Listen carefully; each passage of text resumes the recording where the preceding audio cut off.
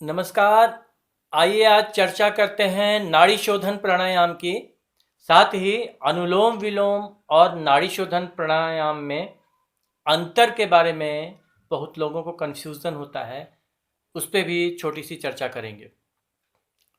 अनुलोम विलोम में एक ओर से सांस लेना शुरू करते हैं नाक के एक छोर से और दूसरी ओर से निकालते हैं, फिर दूसरी ओर से लेके पहली ओर से निकाल देते हैं। बस इतना सा है अनुलोम विलोम, सहज अनुलोम विलोम प्राणायाम।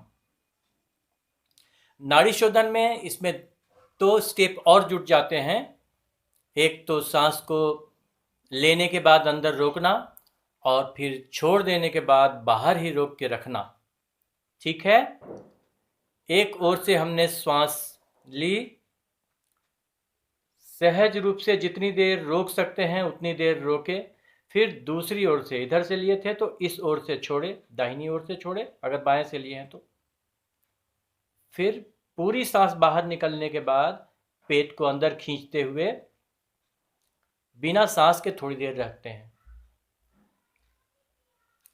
उसके बाद फिर से धीरे धीरे सांस लेना शुरू करते हैं, जिधर से छोड़े थे उधर से अंदर में सांस को रोकते हैं और फिर छोड़ देते हैं पहली ओर से, जिधर से लिए थे पहले।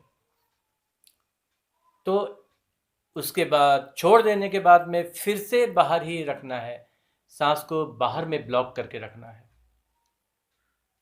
ये पूरी क्रिया मिलकर के हो जाएगी एक चक्र। एक चक्र सहज पूर्ण नाड़ी शोधन प्राणायाम। ठीक है, गौर से समझें।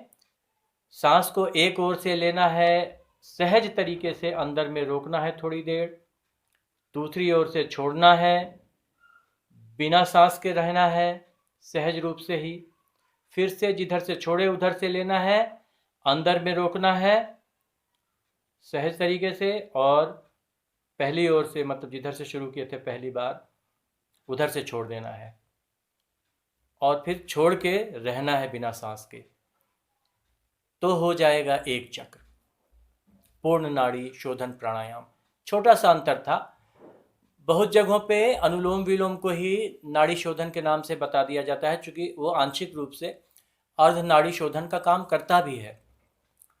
हमने भी अपने वीडियो में कहीं कहीं चर्चा की है इसे संक्षेप में नाड़ी शोधन के रूप में, लेकिन पूर्ण नाड़ी शोधन का यही स्वरूप है जो शास्त्रीय रूप में आर्ष ग्रंथों में बताया गया है, महर्षि पतंजलि ने जिसकी चर्चा की है। अब एक बात का ध्यान रखें, जो योग केंद्रों में, यौगिक पाठ्यक्रमों में बताया जाता है नाड़ी शोधन, उसमें सांस की गिनती या समय की स्थिति बताई जाती है। जैसे 4 सेकेंड में सांस लेना है, 8 सेकेंड अंदर रोकना है, दूसरी ओर से फिर से 4 सेकेंड में छोड़ना है और 4 या 8 सेकेंड तक बाहर ही रखना है सांस को। लेकिन मैंने यहाँ सहज पूर्ण नाड़ी शोधन की चर्चा की। जब आप सिर्फ वीडियो देख करके नाड़ी शोधन कर रहे हों, कोई प्रत्यक्ष प्रशिक्षक या गुरु आपके सामने नहीं हो, एक्सपर्ट के सामने नहीं कर रहे हों, तो आप सहजता पूर्वक करें, आराम से जितना कर सकें उतना ही करें, कहीं ज़बरदस्ती ना करें, इतना सेकंड पूरा करके ही छोड़ेंगे, इतनी देर तक छोड़ के ही रखेंगे, ऐसा नहीं।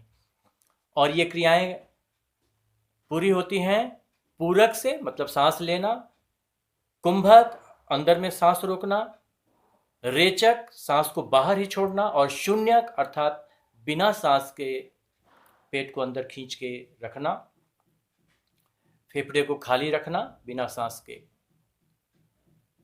तो पूरक, रेचक, कुंभक, शून्यक। शून्यक को बाह्य कुंभक भी कहते हैं और पूरक को आभ्यंतर कुंभक भी कहते हैं। तो इस तरीके से पूरक, रेचक, कुंभक और शून्यक मिला करके पूरा होता है पूर्ण नाड़ी शोधन प्राणायाम। धन्यवाद, आशा है आप अंतर समझ गए हों। अगर कोई कन्फ्यूज़न हो तो आप कमेंट बॉक्स में हमसे पूछ सकते हैं, लेकिन उत्तर देने में देर हो तो क्षमा करेंगे। धन्यवाद।